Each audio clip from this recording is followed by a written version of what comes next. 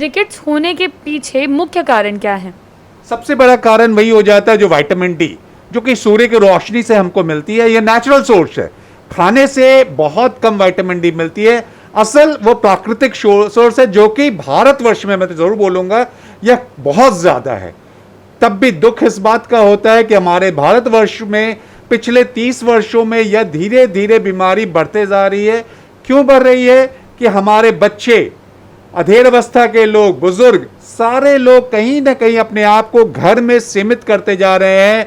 वो indoor game खेलते हैं, बाहर जाना नहीं चाहते, आउटडोर गेम नहीं खेलते हैं। वैसे वैसे विद्यालय बनते जा रहे हैं जहां पे बहुत अच्छा प्लेग्राउंड नहीं है, बच्चों को खेलने का मौका नहीं मिलता है। और उसके कारण जब विटामिन डी की डेफिशिएंसी होती है तब हड्डियां कमजोर होती हैं, और वही कमजोर हड्डियों के कारण जो हमारे जोड़ में उसमें गड़बड़ी आ जाती है और वो बच्चे तकलीफ से, टेढ़ापन के कारण चिकित्सक के पास जाते हैं।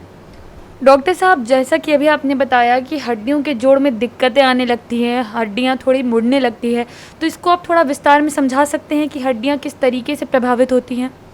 देखिए, जितने भी हड्डियों का ग्रोथ होता है उसमें कैल्शियम और विटामिन डी दो बहुत इंपॉर्टेंट है। ये दोनों मिलके बाकी जितने भी एलिमेंट्स होते हैं उनके साथ मिलके एक मैट्रिक्स बनाते हैं, और उसके कारण वो हड्डियों का धीरे धीरे उम्र के साथ वो ग्रोथ होने लगता है। लेकिन अगर वो प्रॉपर कंपोजिशन नहीं मिले, मींस किसी एक तत्व की कमी हो जाए, सिंपल आप एक मान सकते हैं, अगर आप दीवार बना रहे हैं उसमें सीमेंट, बालू और उसके बाद ईंट, जो गिट्टी की संरचना होती है, उसको अगर बदल दिया जाए तो वह दीवार शायद कमज़ोर बन जाएगी। वही हालत होती है अगर विटामिन डी हमारे शरीर में कम है तो कैल्शियम जो कि हमारे खाने में जा रहा है वो हड्डियों तक सही फॉर्म में नहीं पहुंच पाती है, और हड्डियों का विकास नहीं हो पाता है। उम्र बढ़ते जाती है लेकिन हड्डियां कमज़ोर होते जाती हैं, और उसके कारण अगर हम ऊपर से खोज करें तो ये माथे पे भी कभी कभी अजीब सा वो आगे निकल जाता है, छाती आगे की तरफ निकल जाती है, जिसको पिजन चेस्ट भी बोला जाता है। ये कलाई की हड्डी है, बहुत चौड़ी हो जाती है, बिकॉज जो हमारे वहाँ की संरचना है उसमें वह ढंग से विटामिन डी नहीं पहुँच रही है, कैल्शियम नहीं पहुँच रही है। घुटने में ये प्रॉब्लम हो जाती है, एड़ी में प्रॉब्लम हो जाती है, और एक विकृत टाइप का वो बच्चा डेवलप करने लगता है। लेकिन यही अगर बच्चा आगे जाके अगर चला जाए, जो 18 वर्ष के बाद हो, तो उसको हम लोग ऑस्टियोमलेशिया बोलते हैं। वहाँ भी हड्डियाँ कमज़ोर होती हैं, लेकिन हड्डियों की लंबाई जो है वो लड़कियों में 16 से 17 साल तक होती है और लड़कों में 17 से 18 वर्ष तक होती है। इसलिए बच्चों पे हमें बहुत ध्यान देना है कि उनकी विटामिन डी और कैल्शियम नॉर्मल मिलती रहे, जिससे कि उनके हड्डियों का, जोड़ों का विकास अच्छे ढंग से हो। अगर किसी इंसान को रिकेट्स की बीमारी हो जाती है तो किन लक्षणों से वो इसकी पहचान कर सकते हैं कि तुम्हें उनके चिकित्सक के पास जाके की ज़रूरत है?